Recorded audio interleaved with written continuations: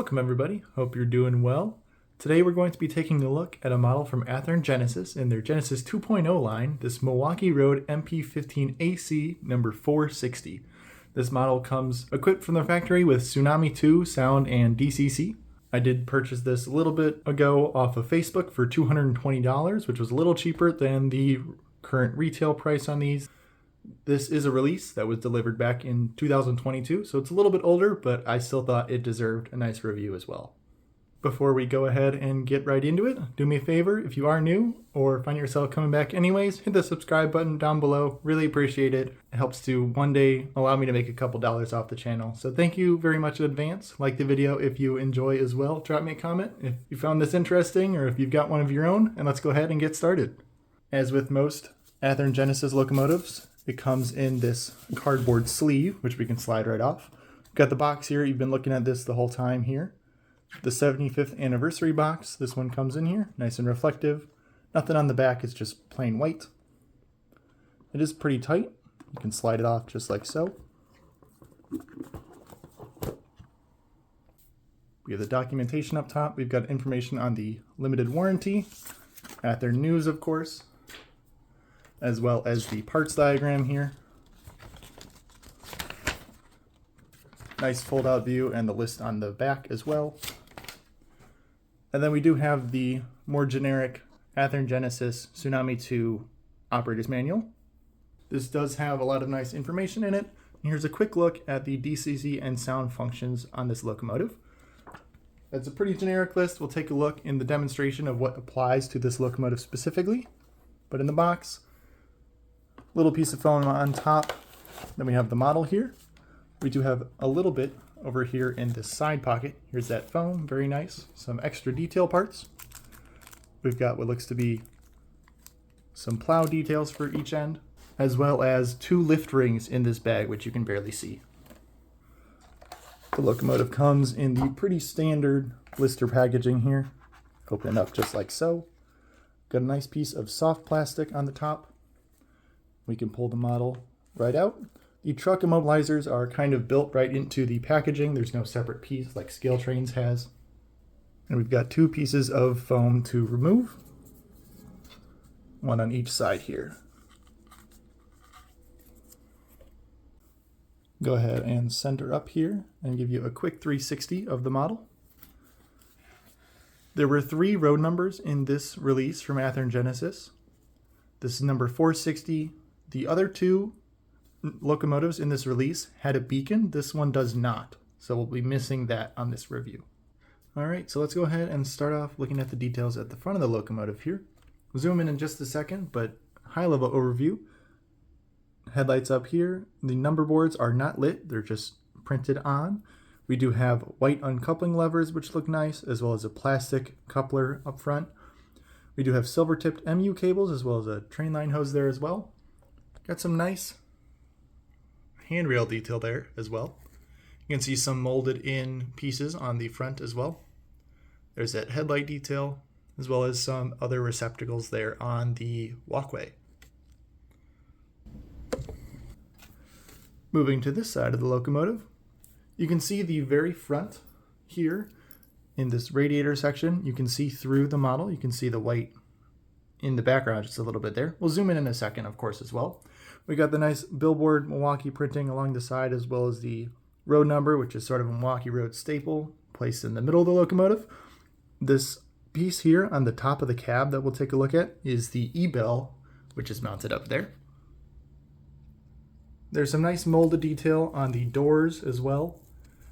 Of course, we've got pretty decent truck detail as well, and some molded in louvers there on the side. Here's this side of the cab here.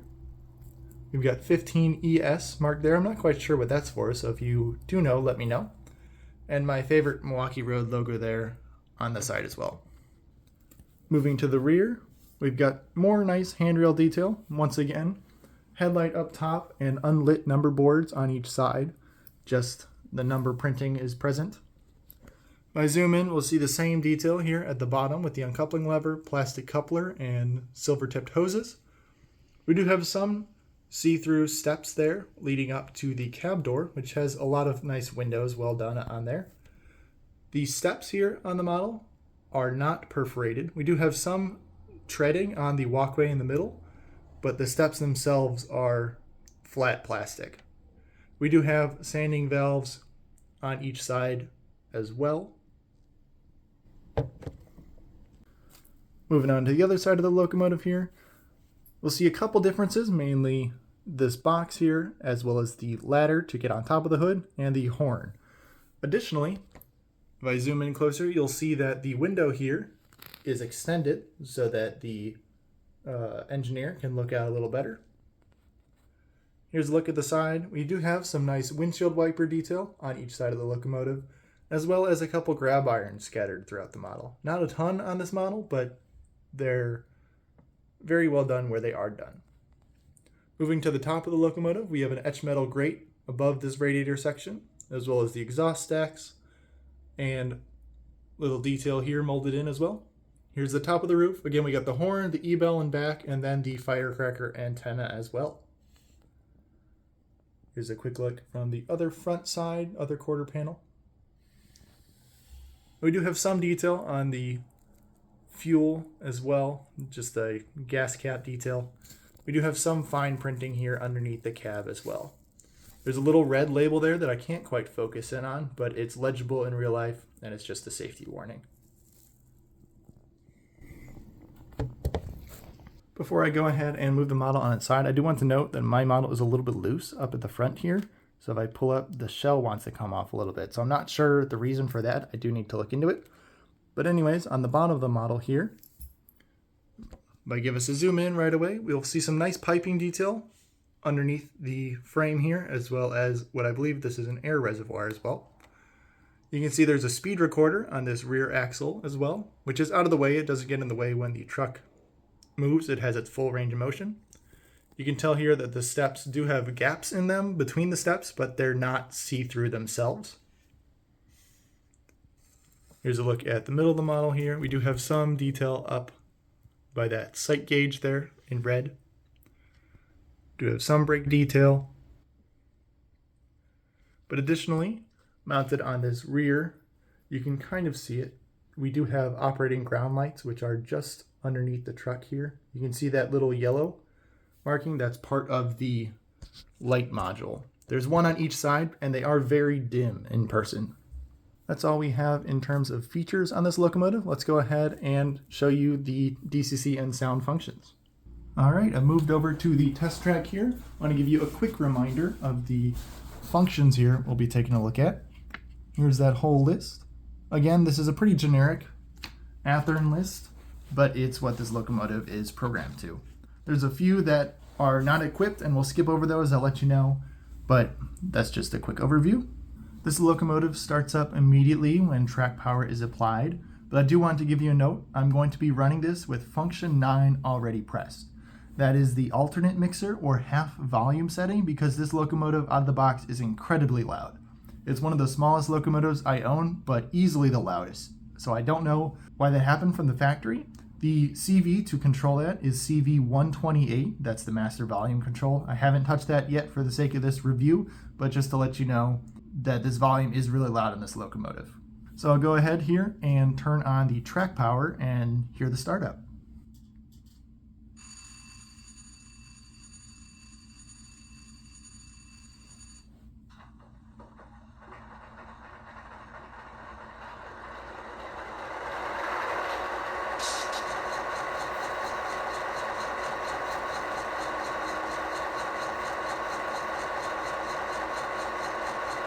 We'll go ahead and press F0 for the headlight.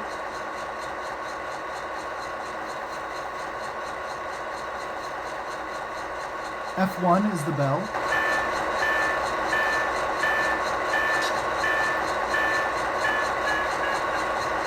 And out of the box, that is an E-bell, which we can see mounted on the roof as well. You can change that to a standard bell if you would like. F2 is the horn.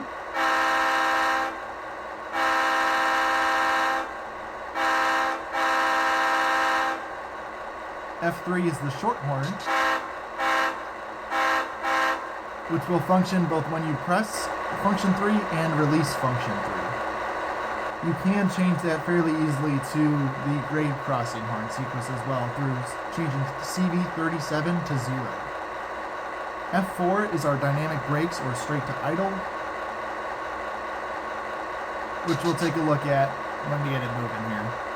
F5 is lighting effect 1, which is not really used here. F6 is lighting effect 2. That also doesn't do anything here on this model. Function 7 is the dimmer and cab chatter.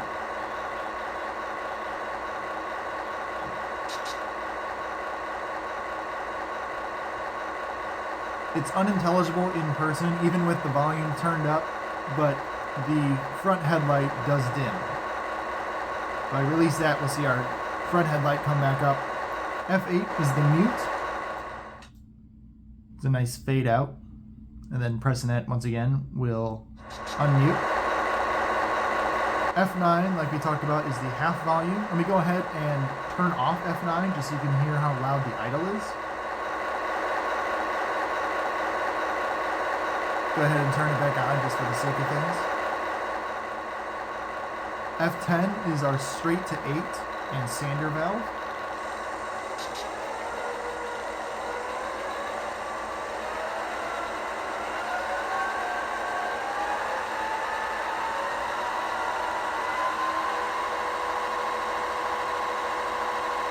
I'll turn that off.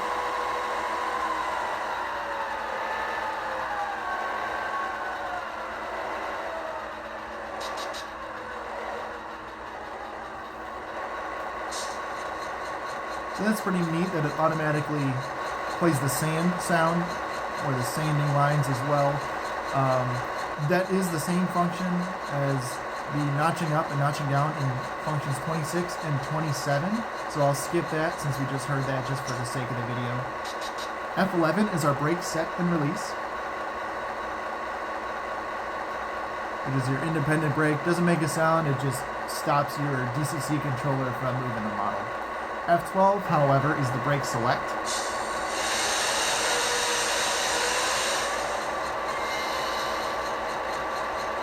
Which does play the setting of the brakes.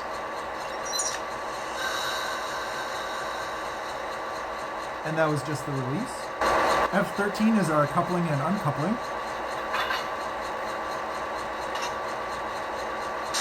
So there's both of those. F14 is the half speed and momentum override, so sort of how the volume drops to half, it drops the speed to half, which is nice to have on a switching locomotive like this as well. F15 is our handbrake.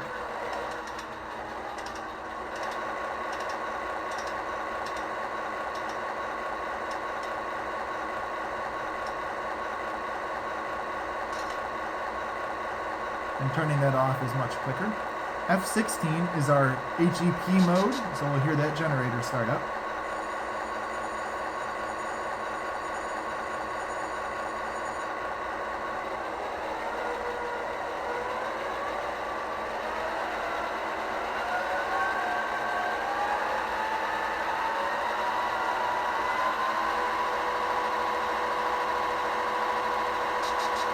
Go ahead and shut that down as well.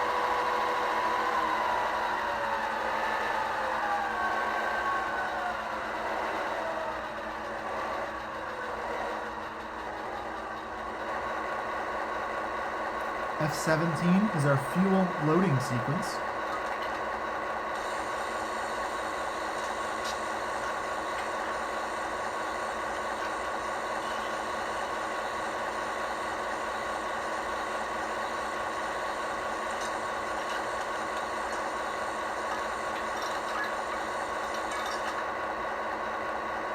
And even if you turn off F17 during that sequence, the sequence will play out completely. F18 is the general service sequence, which doesn't do quite much here. F19 is straight to idle, which we're already idling, so this would happen when you're moving. F20 is the steam generator, or the auxiliary HEP head and power generator on and off, which we don't have on this locomotive, so that doesn't do anything. F21 and 22 are not used at all anyways, but F23 is a little fun one. that'll play the all aboard. F24 is auxiliary lighting effect 1, and 25 is another auxiliary lighting effect, which we don't have on this model. 26 and 27 are the RPM notching up and notching down, which I'll skip since we heard that in F10's straight to 8, going up and down. And then F28 is not used as well. That's all for the functions here. Let's go ahead and get this thing moving. Alright, I've repositioned just a little bit here. We'll go ahead and check out speed step 1 going forwards. We don't have a lot of momentum pre-programmed in here, so it starts up and moves right away. We are a little jerky, but at speed step 2 it smooths out real nice. Up to speed step 5. Start to take off a little bit. Moving up to about 10 here. We're already moving pretty quick. So I'll bring this to a stop. Which again happens very quickly due to no momentum here. We go ahead and flip directions. There's that rear headlight on. Moving backwards in speed step 1 is also jerky. Speed step 2 smooths out, same thing. Back up to about 10 here.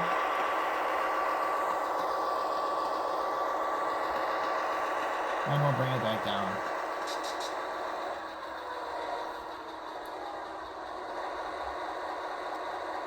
So this locomotive can definitely take off at the higher speeds. I won't even show that here.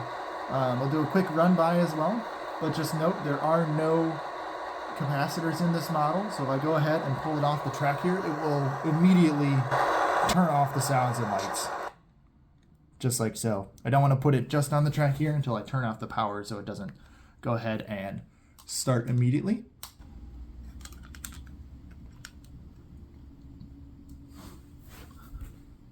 I will show you quickly a quick clip here of it just zooming around. I can go ahead and flip it into reverse and immediately take off, bring it back down and bring it back forwards.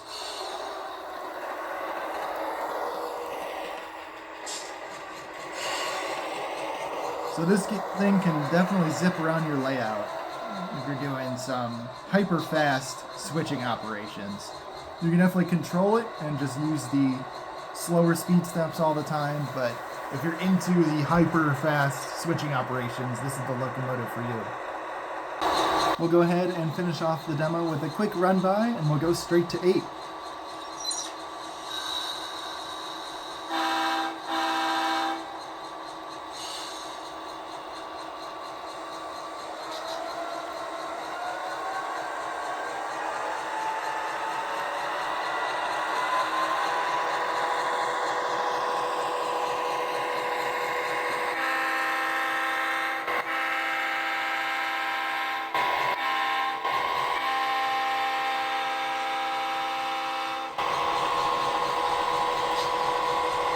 Alright, hope you enjoyed that demo. Just wanted to finish off here with some final thoughts.